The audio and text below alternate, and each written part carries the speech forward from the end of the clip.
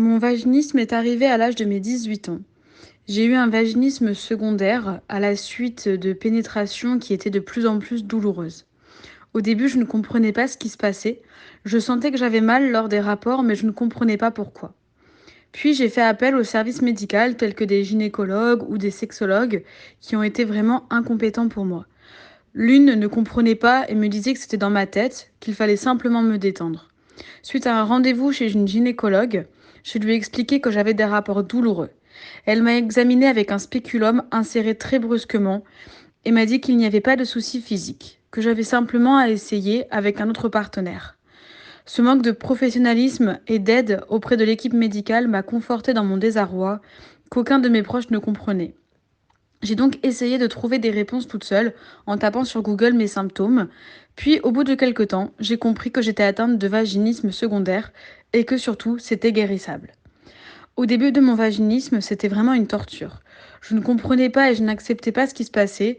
Mon corps se fermait et j'angoissais rien qu'à l'idée d'écarter les jambes ou d'approcher mon propre doigt de mon vagin. Mon vagin ne s'ouvrait pas lorsque je lui demandais et c'était très dur pour moi de me voir incapable de faire fonctionner mon propre corps.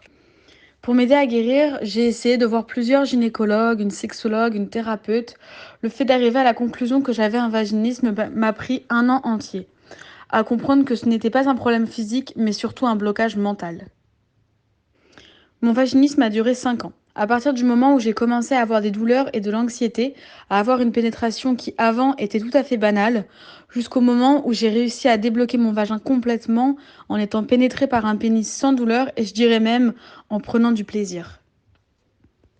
Kautar m'a accompagnée dès le début. Elle a été d'un grand soutien pour m'expliquer et me montrer que tout ce que je ressentais était normal et surtout que je n'étais pas seule. Je me suis enfin sentie écoutée et comprise. Kautar m'a accompagnée, elle m'a encouragée et elle est restée beaucoup de temps avec moi à revenir à la source du problème. Qu'avant même d'envisager de pénétrer mon vagin, il était important d'arriver ne serait-ce qu'à écarter les jambes. Nous avons fait ensemble un chemin pour retrouver le fond du problème. Kautar m'a accompagnée psychologiquement quand j'avais des moments de morale qui étaient bas, où je ne trouvais pas que j'avançais, et elle m'a également accompagnée physiquement à m'aider à accepter mon corps, mon vagin, et à revoir mon vagin comme une vraie partie existante de mon corps, et non pas comme une cave moisie et pleine de poussière comme moi je le ressentais.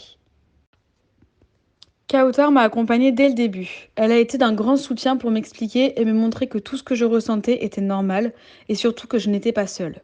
Je me suis enfin sentie écoutée et comprise. Kautar m'a accompagnée, elle m'a encouragée et elle est restée beaucoup de temps avec moi à revenir à la source du problème. Qu'avant même d'envisager de pénétrer mon vagin, il était important d'arriver ne serait-ce qu'à écarter les jambes. Nous avons fait ensemble un chemin pour retrouver le fond du problème.